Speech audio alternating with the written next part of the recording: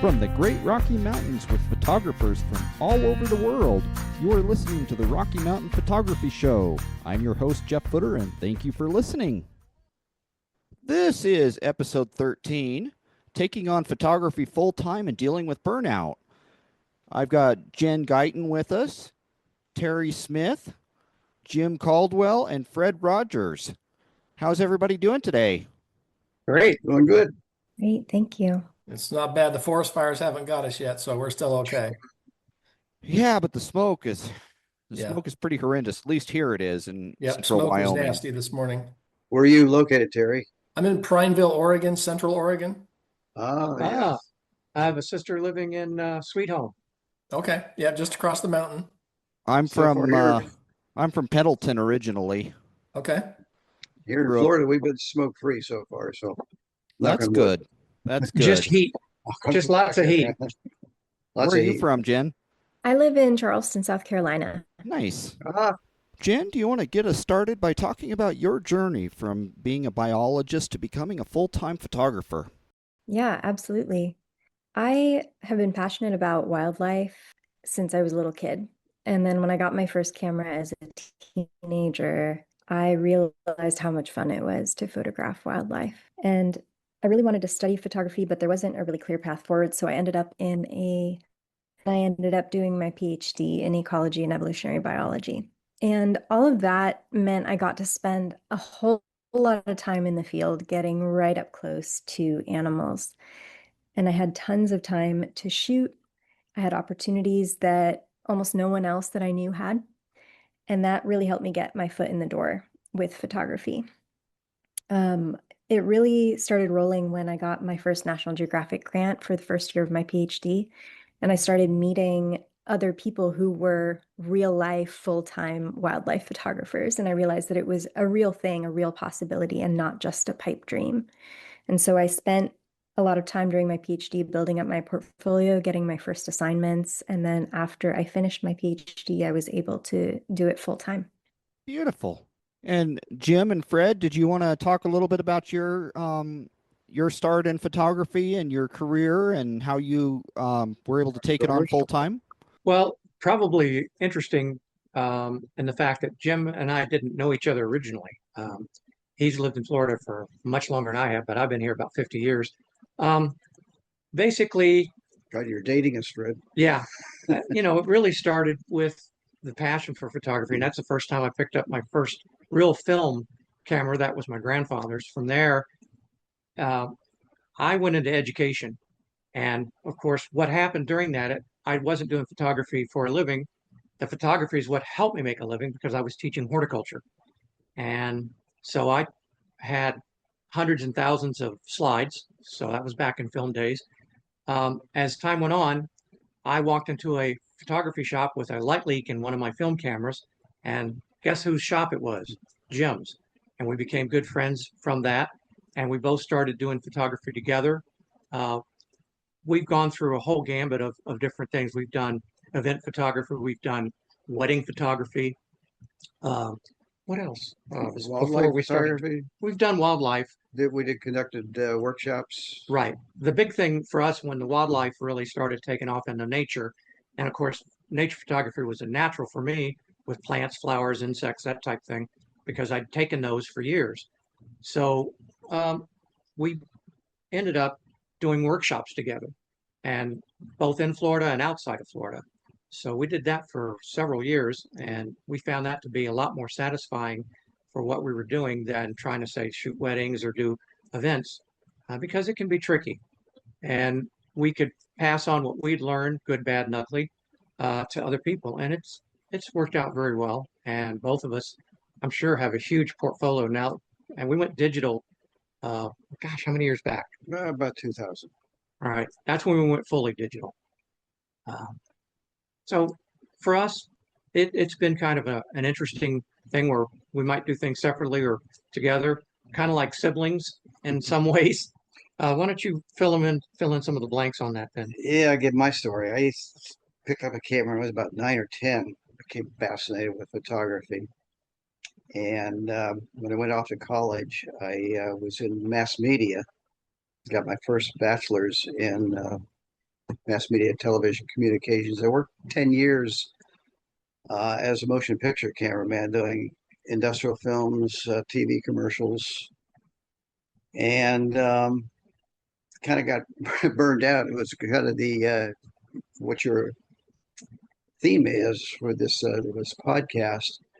I ended up opening a camera store here in Florida for 5 years. That's where I met Fred, and eventually ended up back in school. Got a degree in computer science, but we still continue to do a lot of photography, a lot of nature photography. For 12 years, I think we did the Black Hills Photo Shootout up in South Dakota.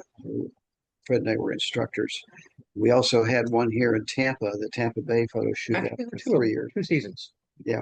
Before it. 2 seasons here in Florida. And it was interesting because the parallel, my minor when I did my undergraduate was in mass comm film. So it wasn't when I talk motion picture and film. And from that, I took that into my still photography, and it really seemed to help me grow quite a bit because, you're thinking of lighting, you're thinking of a position of the camera, everything like that. So it's been a real interesting journey. And we still, even though we're both retired, we still pursue the photography. We do a podcast called The Photo Bug, spelled FOTO. And that still keeps us in touch with the industry. And we get to talk about a lot of things, especially even topics like yours. What does it take to be a full-time photographer and do it for a living? And how do you deal with the burnout?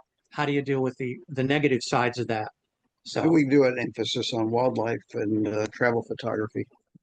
And we've been able to interview a lot of America's top photographers. In fact, Jeff, we're going to have to do a tit for tat at some point. We're going to have you on our podcast. We've been doing that for about 15 years now. Fun. That's awesome. Where can we find your podcast? We're in you can go to thefotobug.com. That's THEFOTO bug.com. And you can go to YouTube because about 2-3 years ago, we moved a lot of our podcasts to Photobug. And I believe we're on the same platform as you are at Podbean. Yes. So that's where but the Photobug will take you there to the Podbean site. Awesome. And what about you, Terry? How did you begin your career in photography and take it on as a full-time gig? Well, my story starts a long time ago, and I'm probably dating myself, but back in 1981, I started with a Pentax K1000, which, if you're familiar, that is everything is manual, including the light meter. But my story kind of started with, I love to be in the woods. Like most people, I'd watched Wild Kingdom, nature programs, everything I could pull in because I just loved wildlife and the outdoors. And a lot of times I would go out in the woods, didn't have a camera, and I would tell people things that I saw, and they simply didn't believe me, that some of the stuff that I had interacted with. And so I thought, well, I've got to have a way to prove this. And so that's kind of how it got started. And of course, I started out with film, progressed to Kodachrome 64, Fuji 50, all those years, and finally got published with like most people, you do this, you do submission after submission, find out what people are looking for, and then finally got published. Actually started making some money here and there to buy gear to pay some bills, and of course that's a long history from 1981 till today. And of course we raised children, and I kind of put photography on hold for a while. And then the digital age happened. And so basically it was kind of starting all over again, but in a good way. And I keep telling people digital is the best thing that's probably ever happened to photography. You're able to capture things today that you simply couldn't before. The light that you can shoot in, the gear that we have.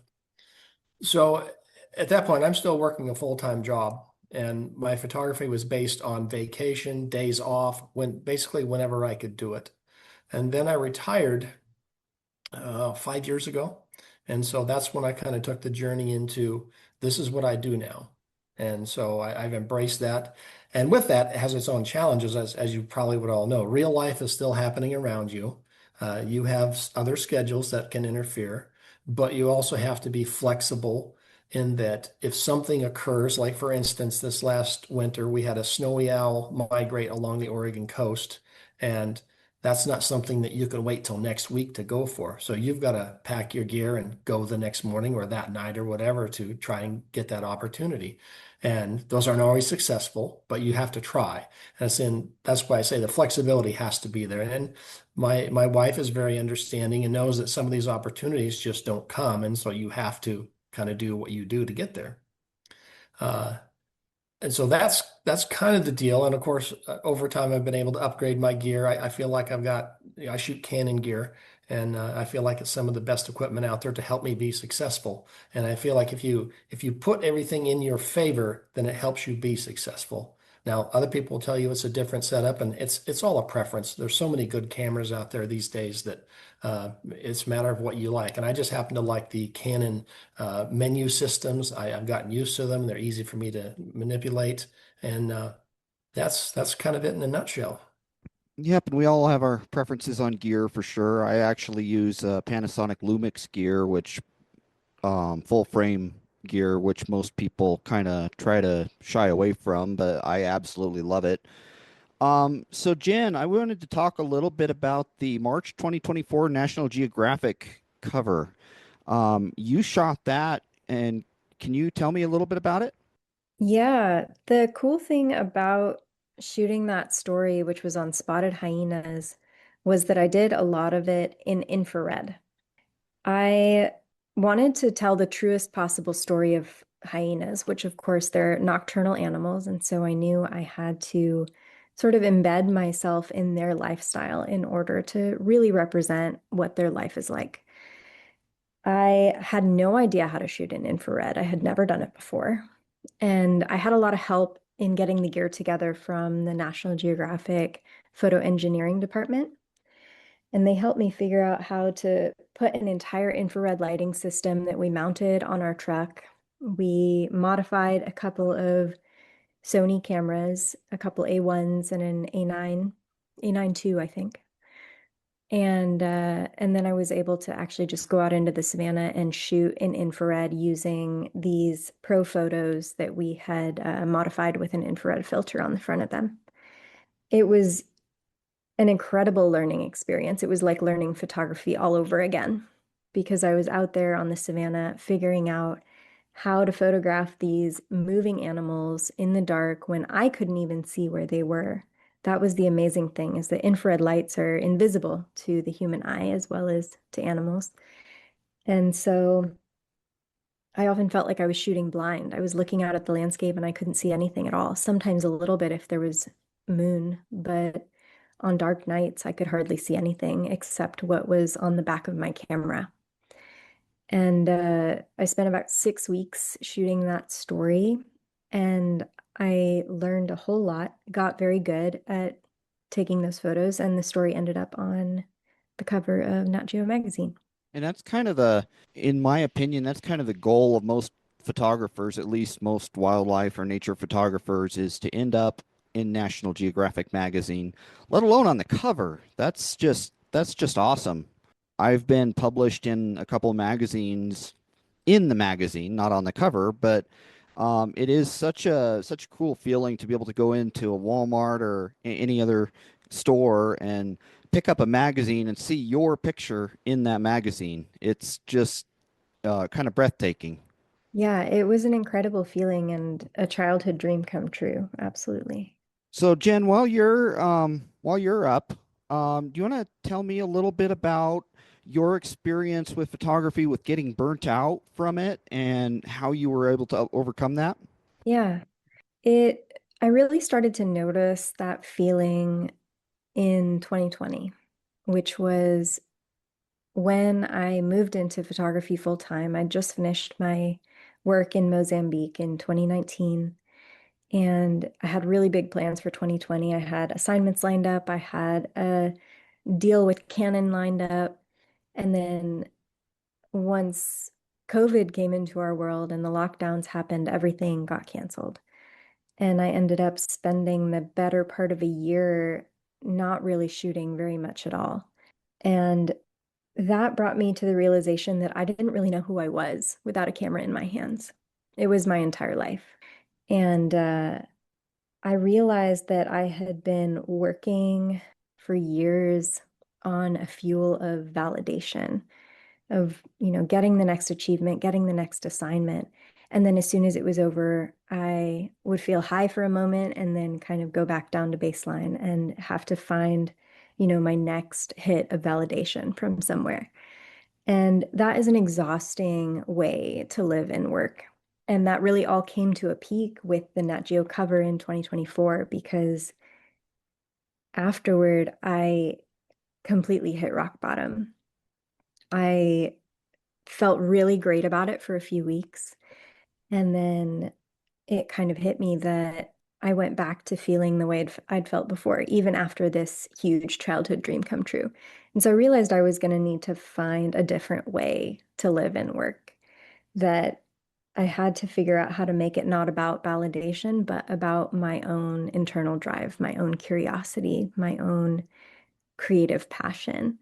And that was a long journey of about 2 years to where I am now, figuring out how to live differently and approach my work differently. And I actually ended up taking about a year off photography completely just to kind of rediscover who I was without my camera.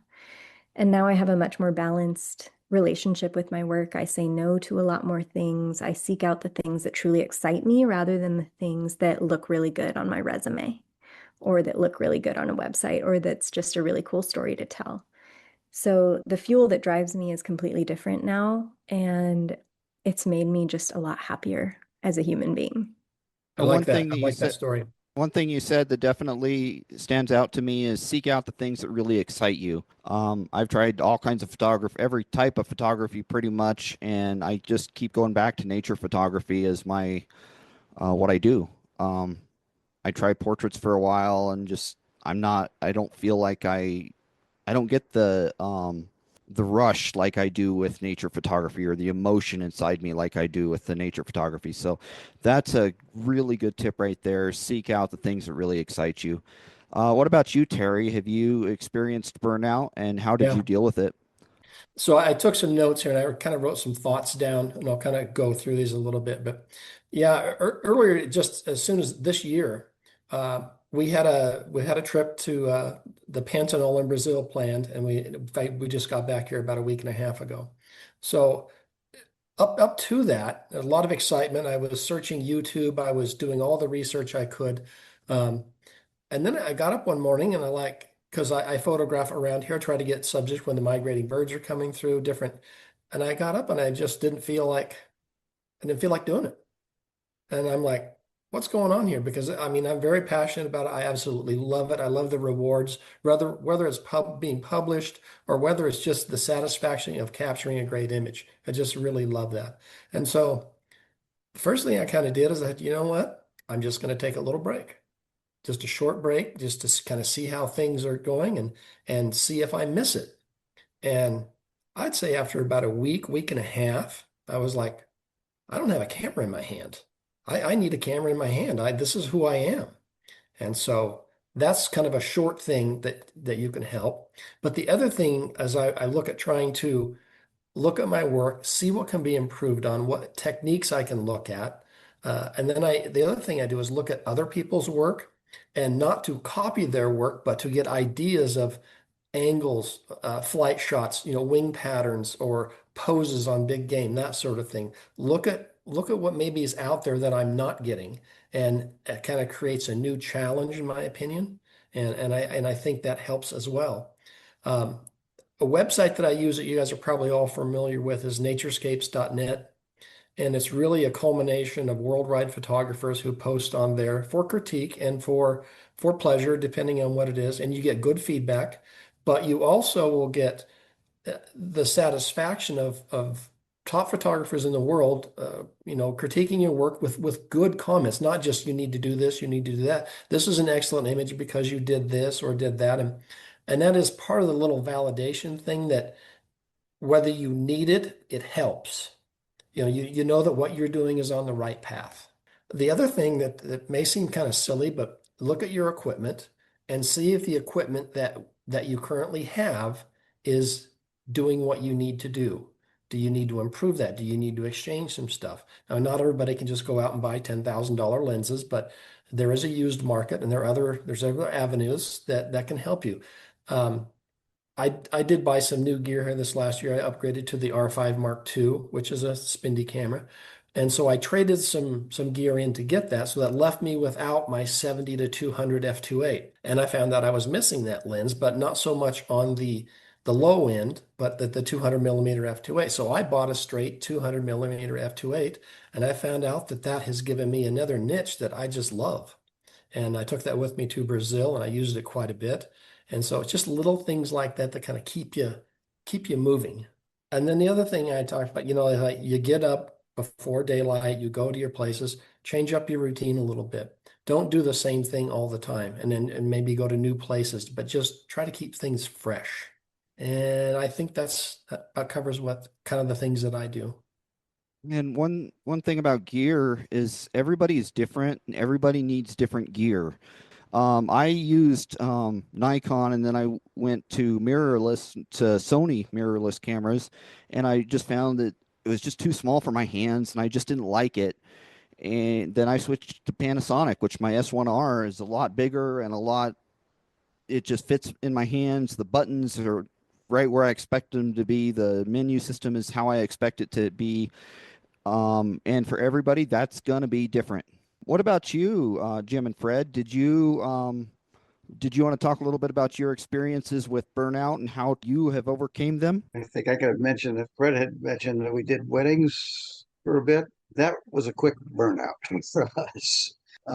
As I think everybody else has mentioned, that you got to find what you're passionate about. We just had absolutely no passion for weddings or even portraits. Our passions have basically been wildlife. And by the way, Terry, I'm heading to Pantanal in October. Oh, fantastic. And so I like to do travel photography, landscapes, and and that just keeps me going. Yeah. One of the things that happened to us, and Jen, we had a similar situation in 2020. We had a ton of workshops and a bunch of things some of them were set, some were in the works. We were going to do a big thing with the Everglades. We had all this stuff that we were really just chugging along and going great. And Jim was already retired, so he was doing as much of the legwork. My retirement was March. The day that they shut everything down was my last day at work.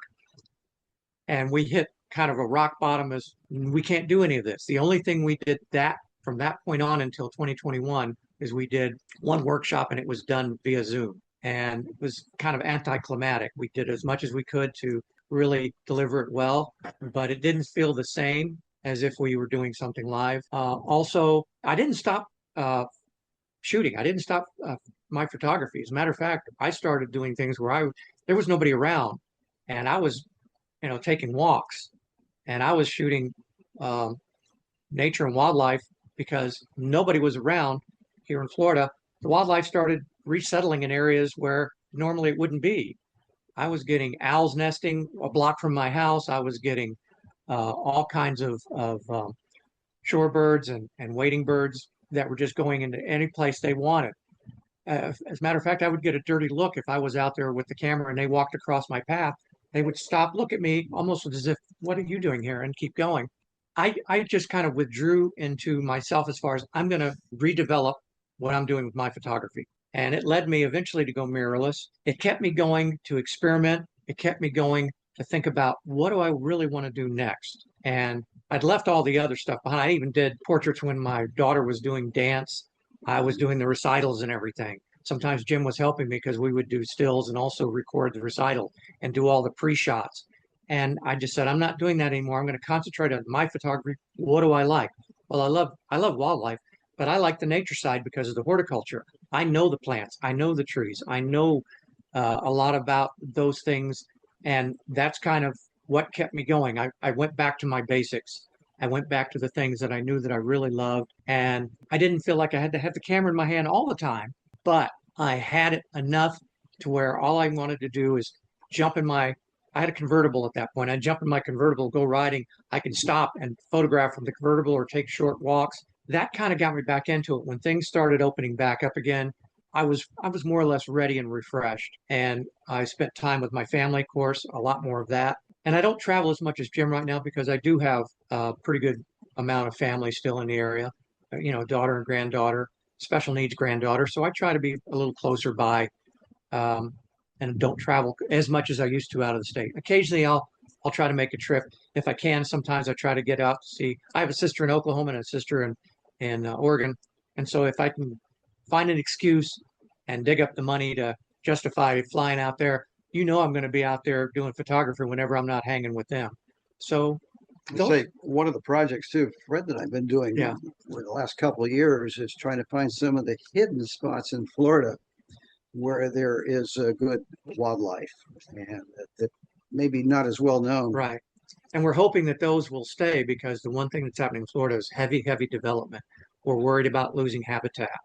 And that has been a major concern. We're going to some of these areas that we know are still there because we're worried they may not be there in 5 years. So many of the places we used to go to are basically gone now. Yeah. So fortunately, we've got those recorded for our YouTube channel, preserved forever. And within I don't know what will end up happening to all my photographs, which are digital at this point, because when I go, hopefully my daughter will take them and some of those places no longer exist. Like you said, some of those photographs were there, or the animal life and the fauna, as well as the flora, is disappeared, or a lot less because they developed right up to these, the borders of these preserves and different areas that used to be what we called old Florida and wild Florida. It's been tough on that, and that's given us another thing to concentrate on is recording as much as we can before it may possibly not be there, because it's not subsiding even with the economy the way it is. Development down here right now is just going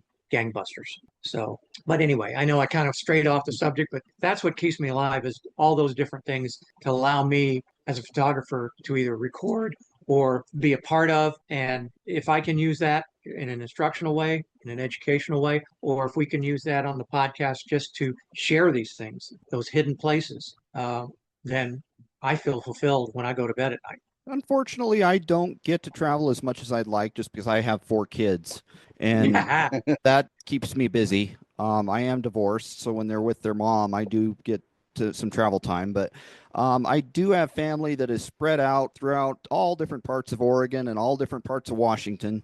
So I do travel around that area quite a bit, and so I am familiar with all the places you've talked about there. But if you want to find some hidden spots in Wyoming, hit me up, and I'll there you go. give you some spots to go that most people would just kind of brush off as being nothing. I personally love Wyoming, so I think we all love Wyoming. It's an awesome place for photography. And yes, Jen, you wanted to talk a little bit about camera traps. Can you elaborate on that a little bit? Oh, yeah, I was just mentioning it as a possible thing that we could talk about because it's been such an important tool for me for photographing elusive wildlife and really getting angles that are different from what you normally see. And it's become more and more common over the years for people to use camera traps. And so the new challenge now is how do you create an interesting photo with a camera trap? Because it used to be enough just to get a really close, low angle photo. And now that's not enough anymore because you see them everywhere. And for me, the challenge has been to, when I'm setting a camera trap, to create a scene that looks interesting on its own without the animal even in it. And that means basically framing a beautiful landscape shot or a compelling contrast between an urban environment and a natural environment. And then when the animal walks into it, you have an incredible photo. But of course, you're not there to actually manage the situation. And so a lot of it ends up being luck. And how do you set that up, and how do you set up your gear? I really like the setups that Cognisys sells. Those have been my favorite. I've also worked with Camtraption's equipment. And basically what they sell is a couple different types of motion triggers. So things like passive triggers, which will take a picture if anything walks anywhere in front of that sensor. And then you also have the beam triggers where an animal actually has to cross a specific beam in order for it to trigger the camera. So those are more precise. And so you set up the motion trigger in a place where you know that there will be wildlife, and then you wait for something to walk in front of the camera. Fun. What gear does everybody use? Red and I shoot Canon. Yeah, we're both shooting I Canon. when I had my store, I was an Olympus and Minolta dealer. Of course, Minolta was bought by Sony, and I didn't like the early Olympus digital, and I ended up moving to Canon. Plus, I had all these good Zuiko lenses. Canon was able to get an adapter to use my Zuikos until I was able to buy Canon lenses. And it was easy for me at the time I was shooting Olympus and I was going to go to a different body because I was feeling the same way. I wasn't really that enthralled with the next model that came out of the digital. And I said, well, wait a minute, Jim shoots Canon. He has some lenses already. I got Zip. All right, I think I'll buy a Canon body and I can borrow his lenses till I can start getting the lenses that I want. And which I did along the way.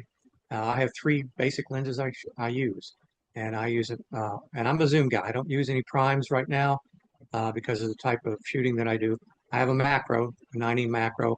I have a 18 to 400, and then I have a 100 to 600 long lens. And so that's my basic gear that I use. I'll use other lenses sometimes. If I need a very special one, lens rental has gotten very good. And so a lot of times, if I need a very specific lens, instead of running out and buying it, I will rent it. Now, if that lens really opens some doors for me, I know that, all right, that's on the list. To get this later. But at least I've been able to experience it. So, and then Jim shooting Canon shoots a little differently. Go ahead. Yeah. Well, I've got full range lenses. The biggest one's a 500 f4, which I'm considering getting rid of because it's just too big and heavy, and I do a lot of travel now, and it's just bulky. So I pretty much stick to 100, 400. I'm sorry. Oh, right. I have two. I have R5 and R5 Mark II, and then I also have an R7, which I use for most bird photography, which actually works very well depending on how you use it. And so I have a 600 f4 with teleconverters, which is probably my best lens. Then surprisingly, I have what I would call the most underrated lens that's made, which is the Canon 200 to 800 RF version. And that lens is surprisingly amazing. And then, of course, I have the 100 to 500 and then some smaller lenses as well, the 200 2.8. And I took all of those lenses to Brazil. And trust me, I had a heavy camera bag, but I used all of them. There was a need for all of them. There was some low light with birds in the mornings that without the 600 f4, I was not going to get. And so I feel pretty good about that. Again, Canon's been good to me. I love the menu setups. I love the cameras. So we're all waiting to hear what Jen shoots with. I shoot with Sony mirrorless. I have an A9 II that is my favorite, and then I also have an A7R4, which needs to be upgraded. I have sort of the usual suite of lenses. The one that I use the most is a 24 to 105, and I also have a 100 to 400 with a teleconverter that I use for long shots. But my most interesting and favorite lens is a 15 millimeter Venus Leoa wide angle macro lens. And that lens is incredible. It's totally manual, but you can get incredibly close to the subject within a fraction of an inch. And so you're able to take these otherworldly photos of really tiny things like insects with the whole landscape around them. So it's different from a traditional macro lens where you're really isolating the subject. I actually started out with Minolta 35 millimeter film gear. And so when I did go digital in 2005, I bought a Minolta Maxim 5D, which was in my opinion, a pretty awesome camera.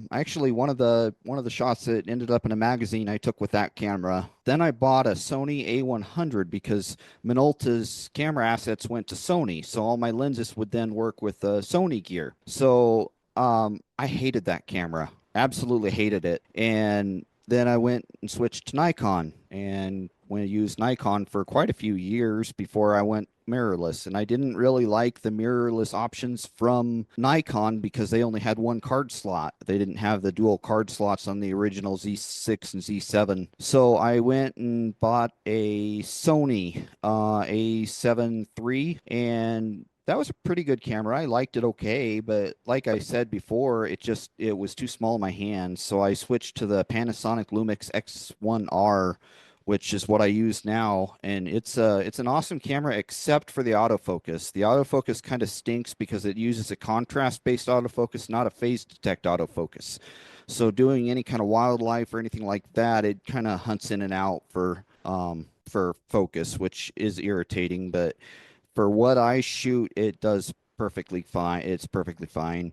For lenses, I've got a 24 to 105 f4 lens that was a kit lens with a camera, which I absolutely love. It is one of the absolute sharpest lenses. I've also got a 15 millimeter Voigtlander lens, which is adapted from a Sony M, not Sony, a Leica M mount to fit my camera. And I've got a handful of other lenses, but those are my primaries. Oh, very good. It's interesting that Terry said the different models he shoots of the Canon. I ended up with two R7s, not because I thought they were better than anything else, but I like to reach out a little bit with a crop sensor, and that gave me, even on my 150 to 6, it gave me pretty close to, with the crop factor, 900.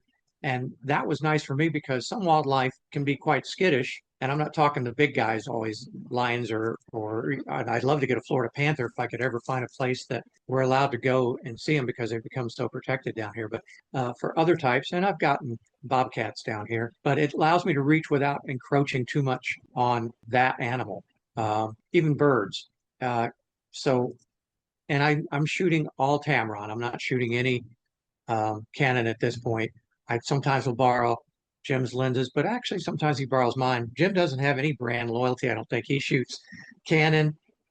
Shoot, whatever works. Whatever works. My cameras right now is R5, and I just picked up an R6 in Vietnam, which I've been very, very happy with. Whatever works. That's the best way to describe what the best camera is. Whatever works for you. And also whatever camera you have with you, because if you have a $10,000 camera and if you leave it at home and you've got your iPhone with you, then your iPhone's going to be a better camera than your $10,000 camera, just because it's with you. Do any of you use AI at all in your image making or image processing? Yes. Well, I shouldn't say no, because I use the AI removal tool, and that's basically it. As far as AI creativity, no. Same with me. I use that AI removal tool in Lightroom a lot for dust spots and things like that, but I don't use any other AI other than that. Except for, I shouldn't say nothing else. I use Topaz AI denoise to denoise some of my images, and it does a great job of keeping the sharpness while getting rid of all the noise in an image, which most programs like it will just eliminate that sharpness as soon as you start to do a denoise on there. So that is, I hate AI other than that.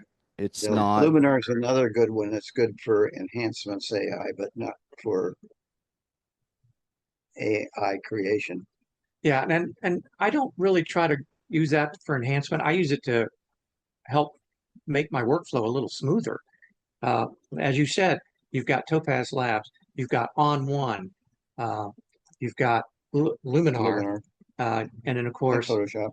Lightroom. I still use some Lightroom Photoshop too, but I use at that point what I need to help my workflow for development. I hope that I don't have to do a whole bunch after I go home. I want to do as much in the camera as possible and then finish my post-production with the packages. And I use them sometimes interchangeably from within Lightroom, and we'll bounce in and out to get what little I need to help the workflow go a little faster, so I'm not just sitting frustrated. And sometimes I will do a photo that I've composed in the field that I know that I'm going to come back and do a few things to specifically to meet either a challenge or sometimes an instructional thing. What happens if you do this type situations that we may use on our podcasts. Yeah, my workflow consists of Lightroom and then through Topaz. So that's the two main ones. I just never picked up Photoshop. I've just never been able to have a fluid workflow at all. And so the only time I use it is for typically birds in flight. If I cut the canvas a little bit too close and I got to add canvas, I will do that. And so Lightroom has come out with, they've added canvas edition or crop at whatever I don't have it in my Lightroom Classic yet, but it's in the Lightroom desktop. And once that happens, I will probably take Photoshop off my computer, won't ever use it again. That's the only thing I need it for. Right. I think for us, it's just been habit. We've used Photoshop since before Lightroom when there was none. Actually, they gave us Lightroom back when it first came out because they bought the raw converter from another company. And Right. Fred and I had that software, and they said, okay, we will let you buy this, but you have to give our customer base the first version of Lightroom. And So that's how we we had ended up with Lightroom it. So, 1, yeah, version 1. we didn't quite know what to do with it. I'm not sure Adobe knew what to do with it. About the time the first Lightroom came out, I used another program called Apple Aperture, which was it was a clone of Lightroom, and it was pretty good, except that they just discontinued it after the first or second version of it, and I switched to Lightroom seamlessly because it was so similar. What do you use for your post-processing workflow, Jen? I also use Lightroom, and similarly, I only use AI for noise removal, which is embedded in the Lightroom interface. And I also wanted to mention that, Jen, you've got a National Geographic live tour starting in December. Yeah. Can you fill us in about that? Sure. I am doing a show that is going to be called it is going to be called African Savannas Exposed, and it's about my work over the last 20 years or so in Africa. So I'll be talking to folks about meerkats in South Africa, about Gorongosa National Park in Mozambique, and about my hyena work in Kenya. And what a National Geographic Live tour entails is it means they're going to send me to, maybe up to a dozen cities a year throughout the United States, throughout North America, to talk about African savannas.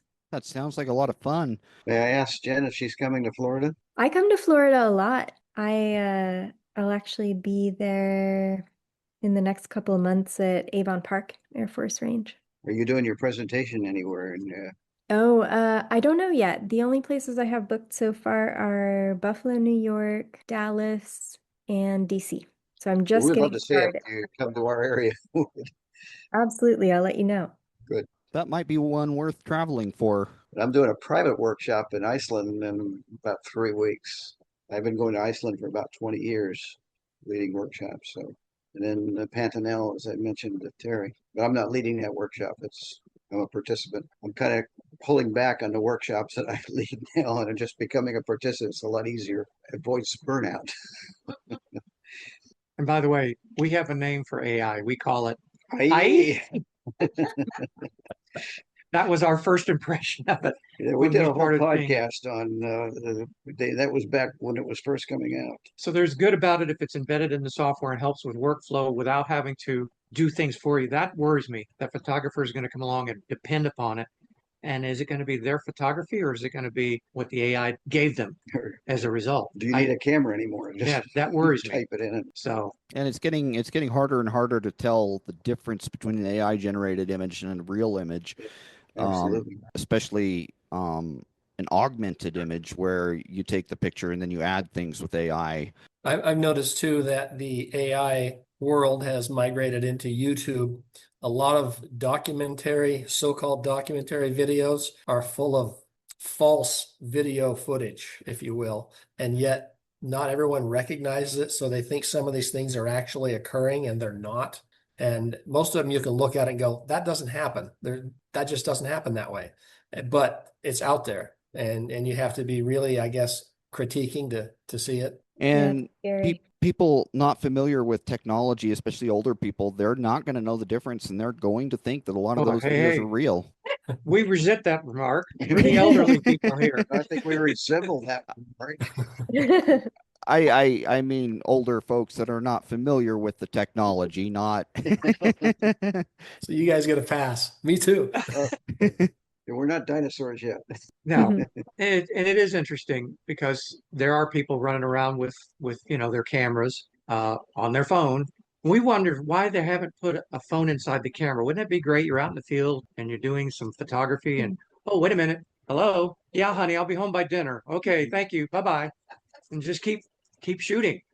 Come on now. Yeah, well, they got the Why won't they do that? They cameras keep in our putting, phones. Why not a phone in our camera? That but a lot of people do have those nice cameras in their phones, and suddenly they think they're photographers, and they post a lot of stuff, and you can tell they process the heck out of it. we also have done a whole anti-selfie.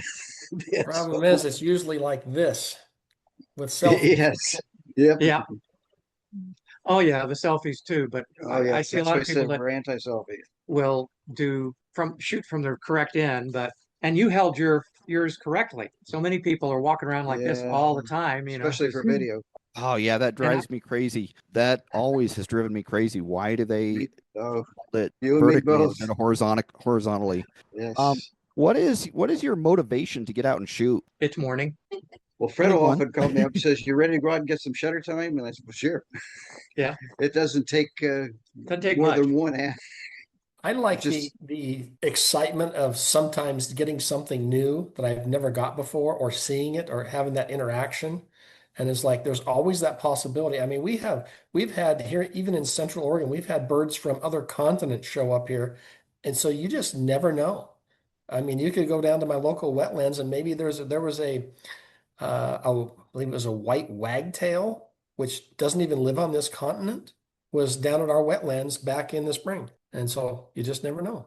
And that's a real good excuse to want to get up if you hear there's something happening Yeah. in an area that you can get to in a relatively reasonable amount of time. We love trying to find those spots in Florida that we just haven't gotten to yet, and we'll kind of poke around and ask, or somebody will say, well, there used to be some. And Jim, having lived here since what, middle school or before? Oh no, I moved here in 59, All right. 1959. So a He little town in the middle of Florida called Orlando at the time, but there's nothing there. So, but that's exciting if he gives me a call and say, "Hey, Fred, I've heard of this place." You know me, I'm already saying, "Where? When are we doing this? Let's pack it up. Let's go." Right now, during our normal, and unfortunately, some of you other folks are getting our types of summer where it's the scorch, where we're getting the heat advisories and triple digit feels like, and high humidity. We didn't do that on purpose. We didn't wish that on anybody, but we don't we don't go out as often, or if we do, we split it up. We do early morning and really late in the day for our photography. But when it starts hitting unfortunately, the tourist season, we know that that's going to be some great photography if we can get there before all the tourists get there, or if we can get to the hidden spots. And the light is better too. And the lighting is much better during that point in time. So that's when a lot of our photography really takes place. Although we'd love to be traveling up to where all of you folks are. Although I've been in the Carolinas, more north, but I like North and South Carolina. That has some nice photography in there. I love exploring what I consider my backyard, which I think to myself, why haven't I done this sooner? So Jeff anytime and I were in Charleston just a couple months ago. So there's some beauty places I think to go. I haven't spent the time in Wyoming that I'd like to, so I want to spend more time there. I want to get back to Oregon, definitely. But also I want to go across the Midwest. I'd love to go from West Coast and make my way over to the East Coast on just a photo junket. I don't know how I'll pull that one off, but that's there on my bucket list. What motivates you to get out and shoot, Jen? It's interesting because I think I've kind of gone the opposite direction. I try to take a lot of intentional time without my camera now, because I spent so many years seeing the world through my camera. And now I realize that what is most important for me in this stage of my life is presence, complete presence. And the camera can sometimes help with that, with feeling more present. But I've learned how to be present without my camera, and I've learned to just really enjoy being where I'm at without necessarily taking photos of it. And so these days, what really inspires me to shoot is a great story. If there's a story that really captures my attention, I can get in there and shoot it obsessively for weeks at a time. For me, a lot of times it's the weather that will motivate me to get out and shoot. And I'm not talking about a nice sunny day with no clouds in the sky. I'm talking about thunderstorms or, you know, bad weather will get me out and shooting. And it's kind of funny. I take my kids with me a lot of times to go shoot. And sometimes a storm will come up and, Dad, the weather's bad. Are we going to go take pictures? There you go. Yeah, I did that for many years, chasing lightning, getting lightning shots. Just have to be careful in Florida because we have an ongoing contest with Oklahoma for who is the lightning capital of the United States. So, and we've seen some real close calls. Yeah, our house got hit last year. We lost our TV and plumbing systems. We had quite a mess when we came back from a recent trip. So that's the crazy side of it. If you can find a good place where it works, where whatever you're in is more like a Faraday cage, you're a little safer. Or definitely keep your distance and catch the storms as they're rolling and first starting to come in. So that's something we still like. That can motivate us sometimes. Our weather this year has been really wacky, from drought to like a weak deluge and then nothing. And so it's just been very off and on. We don't have the reliable storms that we used to get down here. You can almost set your watch by the weather. And that can be very motivating because you say, all right, I'm going to do this in the morning, come back when that's happening, and go out later on when it's all cleared up. But not so much now. Did any of you guys have any tips or tricks to get started with a business to take on photography full time that you wanted to share with us? One of the things I would say is you should have a plan before you get going. This is how I'm going to do things, and this is what I'm going to do to get there. I don't have necessarily specifics, but you got to have a goal to get there. And if you don't achieve that goal, well, then why are you doing it? So you kind of got to figure out what you want to achieve and then how you're going to get there. I mean, everyone can say, I remember back in the day, oh, I want to be an outdoor photographer. I want to be a wildlife photographer. Well, in those days, some of the top wildlife photographers who were getting all the covers on magazines, because back in the day, magazine covers was where the money was, and advertising is where money was. Those guys were starving. They were some of the best photographers in the world, and they were starving. They would have a loaf of bread and a jar of peanut butter to last a week. I mean, the romance of it all sounds like, oh my gosh, this is what I want to be. And you're not rolling in the millions. This doesn't work that way. And of course, the whole landscape's changed. Not a lot of people are making their living by just selling photographs. Workshops, teaching, YouTube, that sort of thing. So you have to be diversified. And that's why you got to have a plan of how you're going to get there. What tools are you going to use to make it happen? That's true. My photographs through a stock agency used to sell for thousands of dollars. Now you're lucky you could get $100 for one that at one time would go for 5,000 or 6,000. And we have no idea what AI is going to do to the business. So it's always changing, and you got to keep both eyes open. And my suggestion is you've got to be a business person if you're going to do this full time. And there are places nowadays that actually do business training for small businesses. And I would say jump onto that. I know in this area, the local college here has a set of courses. It's not towards a degree or anything. It is just a business package that you can come in and take. And it really helps these people get started. I know a guy that's running a mobile bike repair service. He took that and said it was the best thing he ever did. I would say relate the same thing if you're going to go into photography. Remember the business end of it. Yes, it's great to do what you love, but you're running a business. And be careful, because that can make it seem not as attractive as you thought it was going to be. You're not going to be a rock star. You're going to be working hard and putting in the hours. The actual time behind the camera is going to be the fun part, but all the planning and all the other business, and are you going to make any profit this year? Are you going to be, is your investment in gear paying off? A lot of different things. And when it comes tax time, you got to deal with all that. there's also something called SCORE, Service Corps Retired Executives. They're retired businessmen who will come in, and I believe the service is free to help and advise people that are newly getting started. And that would be any kind of business. And I'd say don't push yourself to be a full-time photographer if you can't. I'm not a full-time photographer. I actually own an IT business as well, and so and probably about 50% of my income comes from photography. A lot of that is weddings, and another 50% comes from my IT business. So if there's something else that's going to help you out, then do that. Don't just do photography. And that'll also help with burnout too, because you're not going to be pushing yourself to be doing the same thing all the time. I completely agree with that, Jeff. And Terry mentioned diversification too. I think that it's always been hard to be a full-time photographer, and it's only getting harder now with how many people are saturating the space and with AI. And so I currently have three things going. I'm doing my photography work, including my Nat Geo Live tour. And then I also work as a director for a land trust here in South Carolina doing wetland conservation work. And on top of that, I'm also a life coach now, working with high achievers who are burning out on their mission because I went through that too, and I didn't really have anyone to guide me through it. And that really made a big difference in how I experienced burnout because I was putting so much pressure on every assignment. And I was in assignments wondering where the next assignment was going to come from because everything depended on whether the assignments were going to keep coming in. And that was really a big contributor to my burnout. So I would definitely second that opinion that it helps to have other work going at the same time. Definitely agree with you on that, Jen. It's one of those situations where you've got to be willing to say, is this all I'm going to do? Or should I spread out a little bit? And I think you've done some good stuff. I know for me, it's kind of interesting because as an educator, yes, I taught horticulture, but I was also certified in computer science. And so now that I'm retired, I do some side work, IT side work,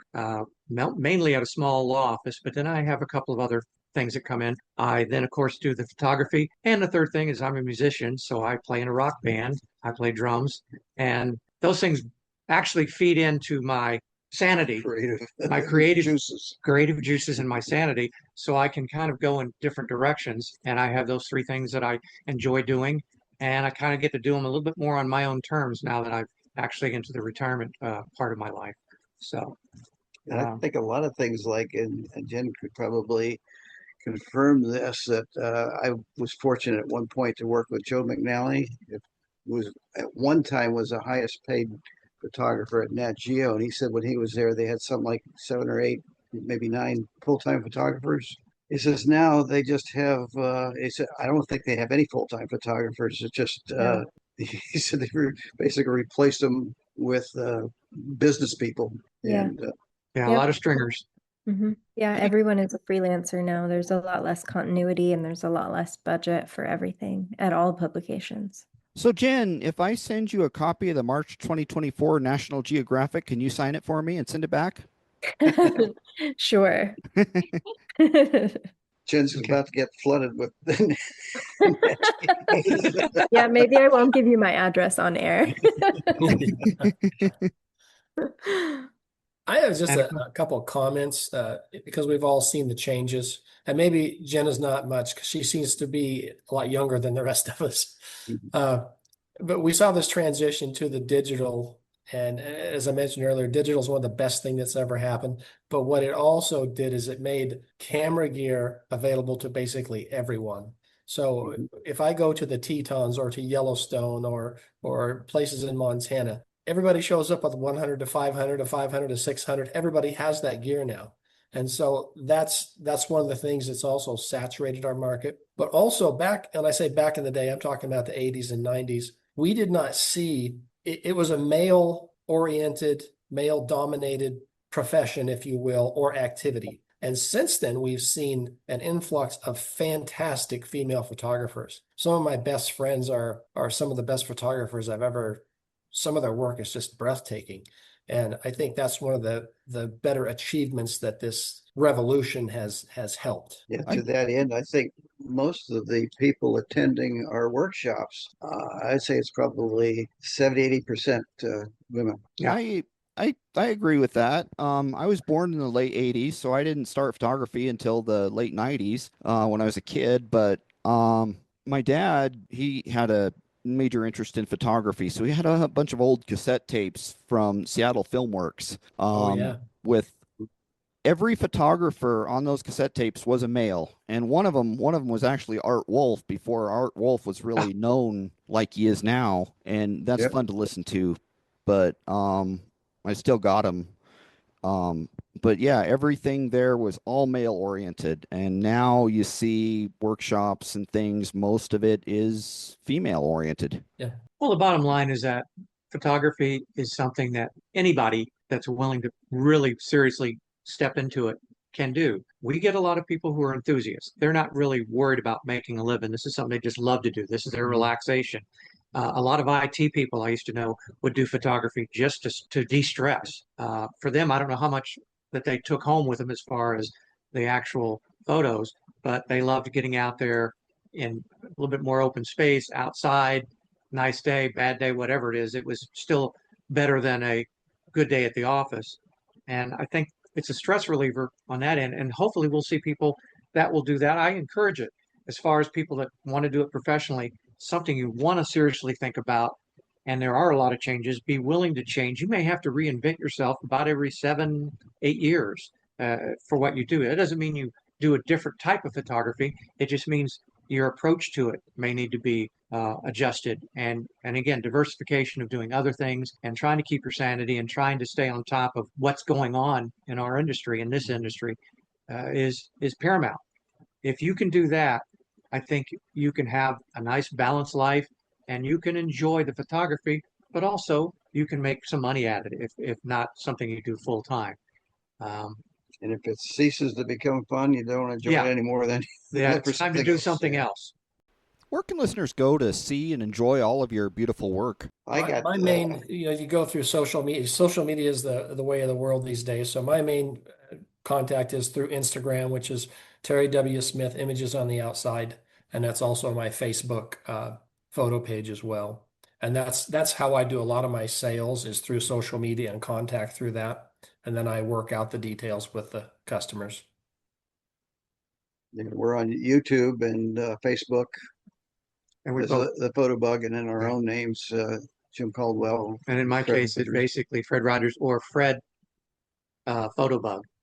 That's my Instagram, is fred.photobug. And Photobug is Photobug. And I think I'm on Instagram as Jim FC. And no, I'm sorry, that's no, you're on as a Photobug as well. Photobug, yeah.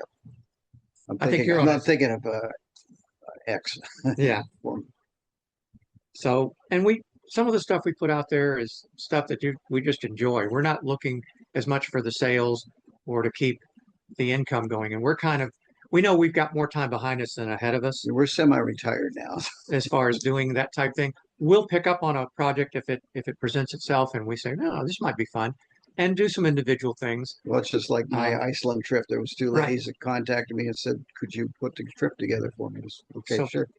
We're kind of in a different situation, as we're not so much having to look for the work we have coming in. Plus we have our investments and the things that we tried to put away, etc., for our retirement. We tried to think ahead so we would at least have a certain amount of comfort and where we are now. But we don't mind sharing what we have learned or what we know or what we found out we didn't know with other photographers out there. I think that's the reason we enjoy doing the podcast. Yeah, that's one thing I put out there. We've been fortunate to interview a lot of top photographers around the world. One thing, and see if anybody disagrees with, I find that the photographers generally are very, very open to sharing information and helping. Yes. Oh, and as an invite, any of you guys that would like to be on one of our episodes and we call it the podcast, but it's moving mainly to YouTube because the podcast is a lot of extra work, a lot of extra keyboarding time, etc. We're going to phase that out slowly, I do believe. But if you'd like to be one of our guests, let us know. Tell us the topic you'd like to talk about. And you should be able to get through to us, at least through Jeff. If not, if you just look us up on social media and let us know what you'd like to do, just shoot us a message, a little IM, and we can get back to you. Also, we're always looking for something to fill. And content is always something we'd like to get a hold of and love to do. And if you'd like to come and visit Florida, we're in the Tampa Bay area. We will give you as much of a grand tour as we can. If you want to go down to the Everglades, which is a hot spot, a lot of people want to go there. Let us know you're going to be coming to Florida, and we'll try to make it happen to go with you. And Everglades needs to be done in 2 stages. You've got the Eastern and then the Western. You don't want to try to do them all in one day. That's at least, how many days would you say probably is the best? 4 days would be fine. Yeah, 4 days probably minimum. because then you can do two in one and two in the other, because there's a lot to see at both. And hopefully now with the rain that started back up, we were down there recently and it was pretty dry. We were not just amazed, we were astonished and mouths wide open, because areas that we used to go and photograph, there was In little one to spot nothing we going come, on. the alligators were literally piled on top of each other because it was such little water. Yeah, because then I- that's I what they'll do. Is they get down to Mhm. the little hole and the smaller and the smaller, and Yeah. um, that's also when they get a little bit more, I won't say aggressive, but surly, because they're hungry, they're hangry. So, it was a different trip. But now, and especially during the winter season down here, that's a great time to go because everything has moved from where it was in the colder regions. They're down here Don't come wintering. down in the summer. Yeah. If you come down in the summer, expect to be very hot and wear a lot of Mosquitoes. wicking shirts and bring your deodorant because you're going to sweat.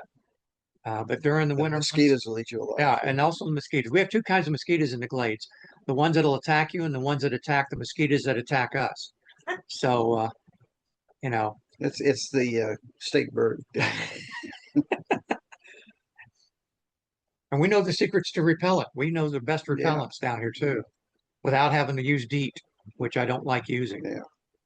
And a lot of people don't know it, but if you get DEET on your hands and touch your camera, Yeah, it can that's not good destroy for the the plastic. camera body. It can be nasty on the actual body of the camera. We'll shut up now. How about you, Jen? Where can people go to find your work? You can find me on Instagram at Jen Guyton or at my website, jenguyton.com. And my work you can find at www.wyophotos.us. That's wyophotos.us. And I'm terrible about posting to my website, but there are links on my website to my Facebook page, my Instagram page, which I usually keep up to date. So thank you, everybody, for joining me today. That was a lot of fun. I think a really good conversation. And Thank you for including us. yeah, well, hopefully we'll have you on again sometime, and just let me know if you want to do that, and we'll go from there. Thank you so much, Jeff. Good. Much appreciated. Right. Thanks, Have- everybody. Thank you.